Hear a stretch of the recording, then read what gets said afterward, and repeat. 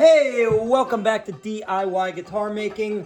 We are gonna work on this little puppy right here today. It has been a really long time since I have brought out this guitar and even attempted to do some work on it. I'd say a full year has gone by with this thing just sitting on the shelf.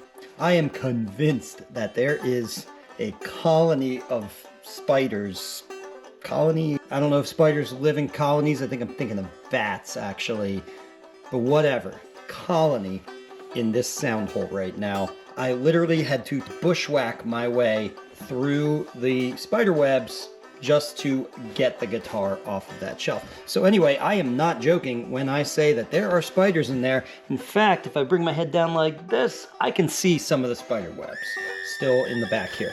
Anyway, I say all that just to say this is going to be, there's going to be an extraordinarily metal moment when I string up and do the first strum on this guitar, because I believe that that first strum, which is going to resonate the whole body and basically open a gateway to hell, and all of these millions of spiders are just going to come pouring out of the sound hole.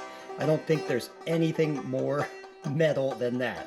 I know this is an acoustic guitar channel, so there's probably not a whole lot of metal heads out there, but I don't know, I appreciate a little bit of metal myself, so I thought you'd appreciate that as well. Anyway, let's get to the real meat of what we're doing here and start working on this parlor guitar.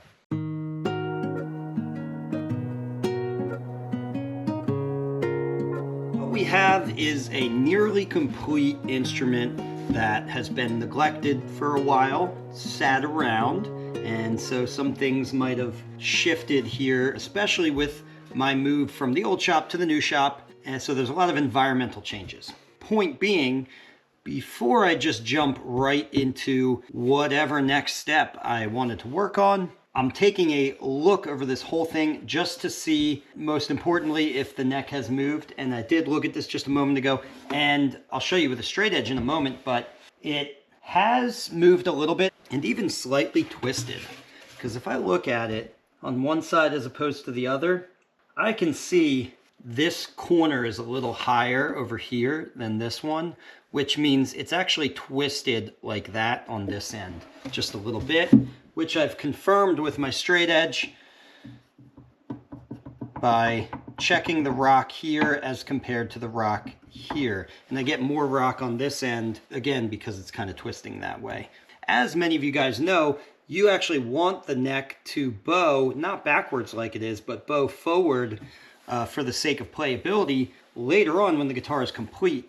However, at this point, we don't even have the frets in here. And before I do my fret work, I want to be in a really good starting place, which is to have the fretboard flat in a resting position, meaning a non-strung up under tension position. Okay, so I just want to get myself back to that stage right now. What I'm probably going to do is give a little bit of a truss rod tweak.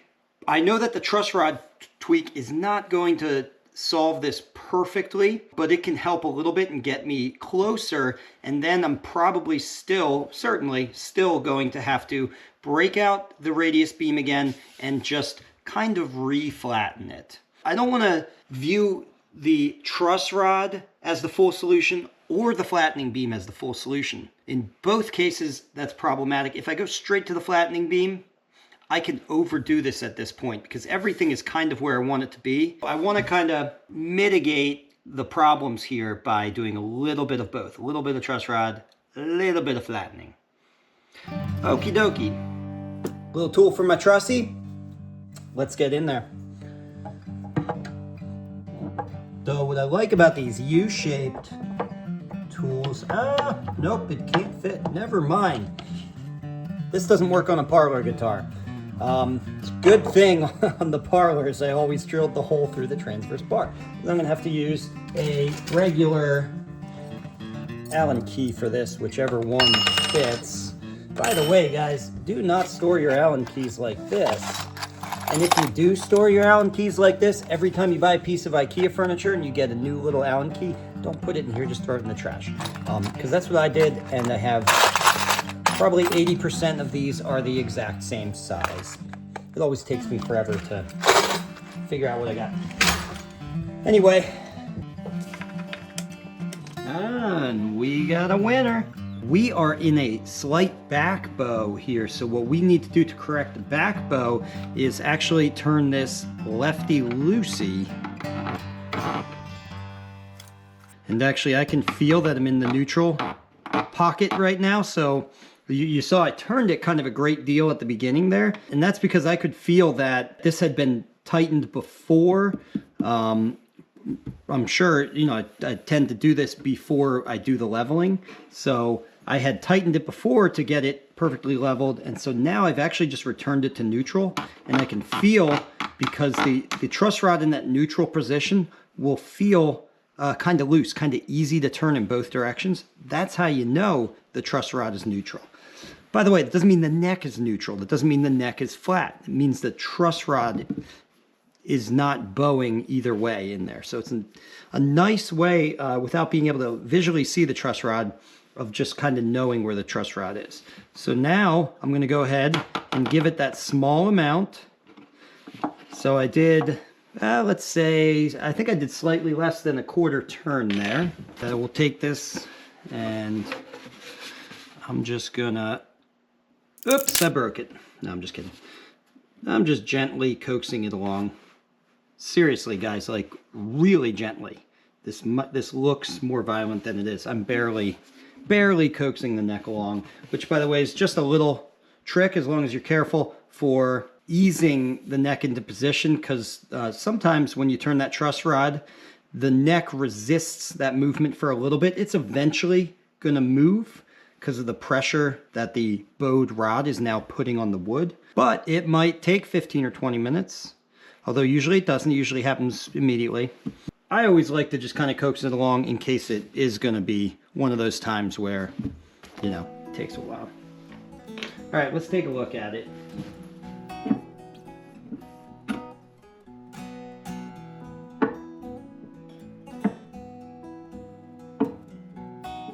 On the side closer to the camera, we're still getting a tiny bit of rock, but if I check it on my side, it's dead on. It's perfect. There's just a little fall away in the back, but that's actually ideal. That's actually, I sanded that fall away into the fretboard tongue intentionally. You always want a little bit of fall away on the portion that extends off of the neck and onto the body. So, like I was mentioning before about kind of finding that compromise between turning the truss rod and sanding it back to where it wants to be, well, this is the perfect example of that right here. So I'm dead flat on one edge of the fretboard, but not on the other. So that means that's as good as it's going to get with the truss rod. So if I just keep going with the truss rod, I'm not actually going to correct that discrepancy between the two sides, because there's a twist, and the truss rod can't do anything about a twist. It's only going to be correcting the bow of the entire neck across its width, okay? So now I'm at the perfect stage to break out the sanding beam. All right, I got my radius beam 12, is it? Yes. This is my 12 inch radius beam, so I'm good, I'm ready to go. Let's sand this. Oh wait, we want the spot level first. So we can use this little, what is this, 8 inches? Yeah, let's call it 8 inches. This little 8-inch spot leveler here. It's just a flat beam. StuMac makes these, but you can get them, I don't know, from any place that mills metal and mills it flat. So why spot level first? Well, if I go right to the beam, I'm going to have a long way to go, and I'm going to remove a lot more material because I've got some low spots over here and kind of along here where I'm seeing gaps with the straight edge. So what I can do first is take a much more targeted approach by taking my straight edge and lining it up perpendicular with the radius. Now, key point here. When I say perpendicular with the radius, what I don't mean is lined up with the taper of the fretboard, that edge of the fretboard. A very common mistake when you're doing anything with straight edges on fretboards is to line it up with the edge of the fretboard. The taper is actually completely independent of the radius. If you have any question about that, you look at your radius beam, right? This doesn't have a taper on it, and the radius runs straight across. And this, after all, is what you use to get your radius on the board. So anyway, when you're holding this there, it actually should look more like that. You see how I'm off from the taper? And what I like to do is I can just hold this here and I can create a little map with my pencil of all the areas where it's touching. And you don't need to be hypercritical with this. I'm not trying to mark exactly where it touches in every place. I'm just getting a rough idea and not marking where I see the really big gaps.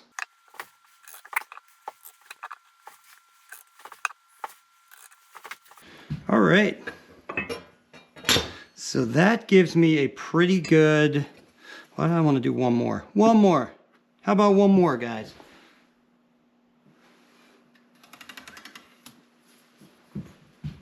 Okay, so that gives me a pretty good sight picture, like a map of everywhere that I want to hit.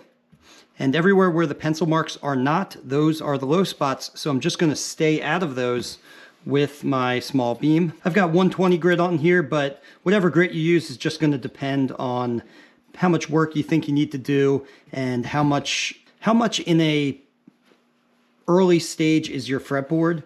Because if it's in a very early stage, it can afford to have deeper scratches put into it. A lot of guys like to use this thing right here, and sometimes I will use this. But honestly, most of the time I prefer to just put some sandpaper on the beam.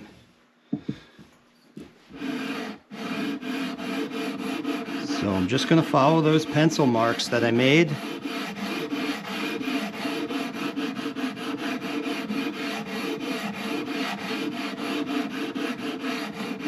You can see I'm completely staying out of this area in there, and all of the fretboard tongue plus a little bit kind of up in there.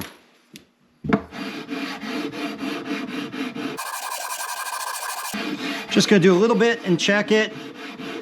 And again, even with the spot leveling, you just have to be a little bit conservative, and you're not gonna get it perfect with this. We're gonna finalize everything with this. So it's all about knowing when to stop and move on to the next thing. And we'll go ahead and mark this again since we've progressed quite a bit. It's actually looking really good. It's pretty much there. I could probably just go to the beam now, but I'm confident I can do a little bit more spot leveling.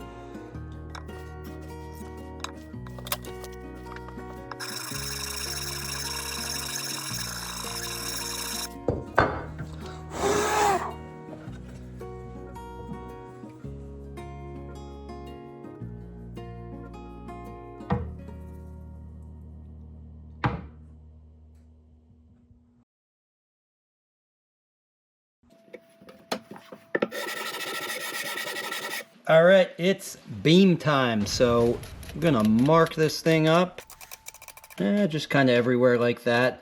Although I'm not gonna mark, well, actually I could mark. I'm gonna mark the fretboard tongue. How about that? We're gonna go ahead and mark it, but really just to see that the beam is not hitting there. I actually don't really want, I don't want to level down to the fretboard tongue necessarily, because I always, when I level my fretboards, actually sand in a little bit of a ramp down at the fretboard tongue, again, to give you your fall away. We won't get into a whole discussion of that. I think a lot of you guys know about fall away, right? You guys know what you're doing. So now I'm going to take this.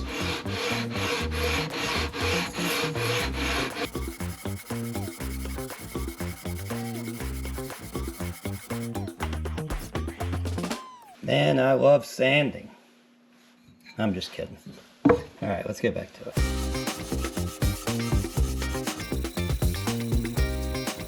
You know, one thing I've learned is just to never stop sanding and look at the work when you're doing something super duper tedious like this, because it's never done when you think it's done. It's almost like it's better just to assume that your life is sanding. All you'll be doing is sanding on and on and on, and that way you can then be pleasantly surprised when the sanding is over. And psych, nope, it's not over. We're still going. See what I mean? Just don't look at it. Look away. Think about something else.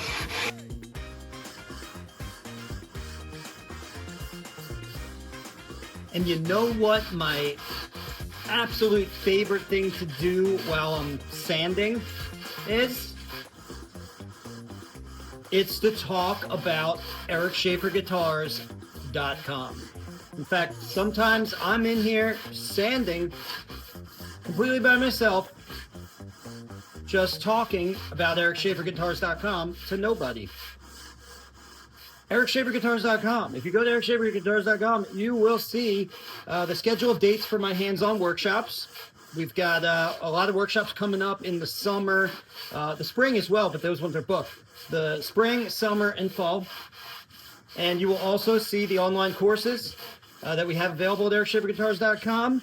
And lastly, there is the Tonewood shop. See, you see how fun that was to talk about EricSchaeferGuitars.com. Nope, not there, not done.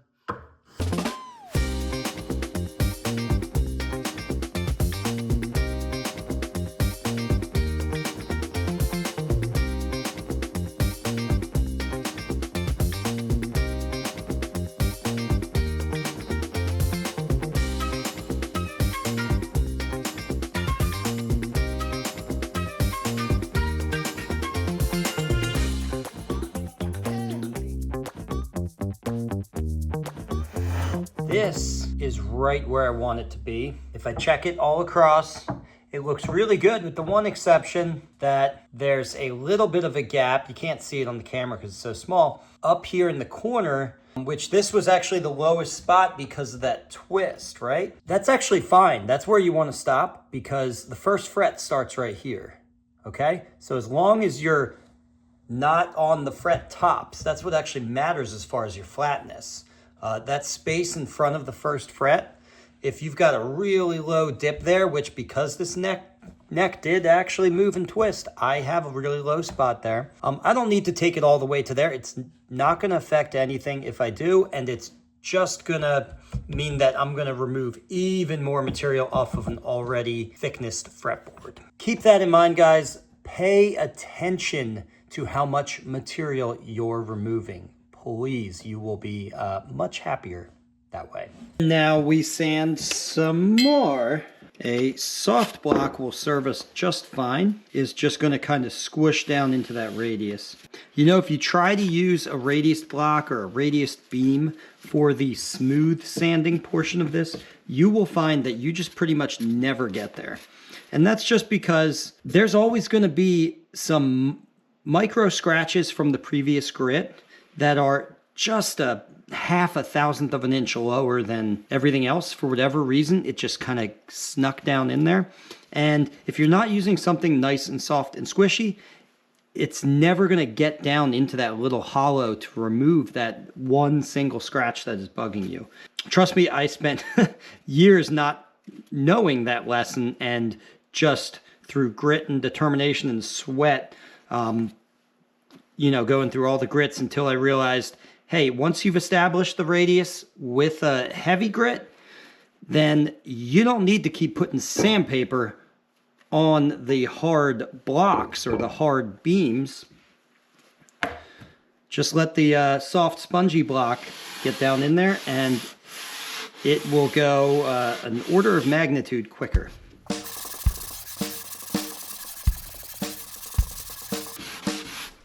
Man, you know what is just bugging the hell out of me? Look at this.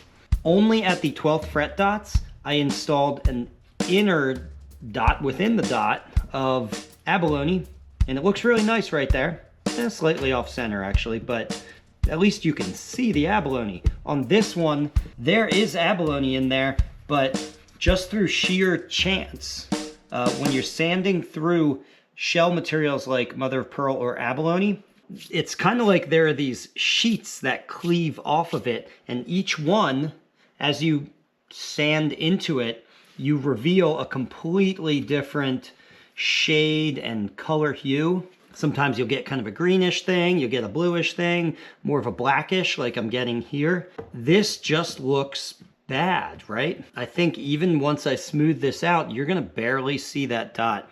So honestly, I think we have to drill that out and put in a brand spanking new dot, sand it back, and just pray that it doesn't do the same exact thing again to me. We'll see. I'll wipe a little mineral spirits on there. Yeah, bird's eye maple looks great. Let's just do it. Where's my hammer? And look guys, it's as simple as this. You're better off doing that than trying to drill that out in the same place. Shatter that piece, leaving the hole intact. Scrape it out a little bit. Look at that, we got a perfect hole. All I have to do is put in a new piece of abalone. I didn't even stop to think if I have more of this abalone. Let me go check it out, we'll see.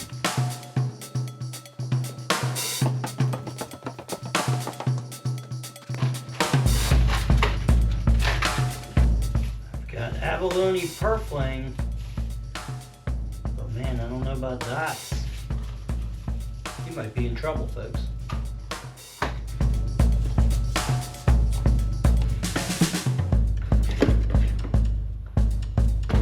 Just need one dot. I don't have one dot. See, I could swap it out. I could swap out both dots, perhaps for mother of pearl, but all of the purfling on that guitar is abalone and not mother of pearl, and so that's just not right. We need things to be matchy-matchy. And that sucks. All right, well, we're just gonna have to keep on moving on to other things, and I'm just gonna have to stare at that hole I put into the fretboard for a little bit longer while I work. So man, that really sucks. Can't let a little missing piece of abalone slow us down, so we're gonna keep working on pretty much the only thing I can work on at this point. The fretboard we don't want to touch until that abalone's in there. The bridge is kind of ready enough. So the only things I can really do is I can fit the tuners, or I can mess with the nut. I think we're gonna do the nut. I think this would look really killer with an ebony nut instead of this bone one. And I've built guitars with ebony for the nut before. What I would do with that, if I'm using wood, is stand the grain up vertically so that the strings are actually resting on end grain. End grain is the hardest wear surface of a piece of wood. Now there's a lot of woods you wouldn't want to do that with simply because the pressure of the string would likely split the wood. When I've done this before, it actually works out great, and you get, like, I would say just as good of a wear surface on that end grain of the ebony. From an acoustic perspective, sure, ebony does not have the same brittleness, the same cue, but hey, you know, a big part of this is visual art as well, and I just feel like, man, with all the ebony wrapping around that beautiful white bird's eye maple, I just really feel the need to finish off the frame of the fretboard with black running all around. This is Macassar ebony, so that's why it looks a little different than the binding strips, which are probably Gaboon ebony. You can see all this caramel streaking in there. It's almost like a well marbled piece of steak right there, some Wagyu beef. So it won't match those strips perfectly, but I actually think, I don't mind that. I think it'll look cool being slightly different from the binding strips.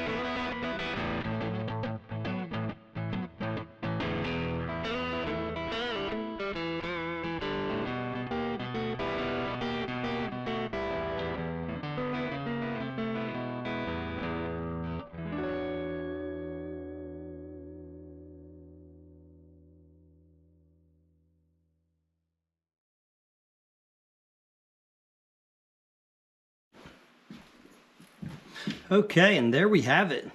And I think that looks pretty damn good. In fact, actually it looks a lot more matchy-matchy with the binding than I thought it would. I think a lot of that caramel coloring that you get from the Macassar Ebony has kind of worked itself out. So anyway, I think that's all I'm going to do tonight, guys, because I'm out of abalone. Alright, I'll see you guys in the next one. Bye for now. If you learned something here, please give this video a like and subscribe so you can be notified when I release a new DIY guitar making video. And if you want to really learn more, take one of my structured online courses at ericschaferguitars.com or register for a hands-on guitar building workshop here with me in Burnville, Pennsylvania.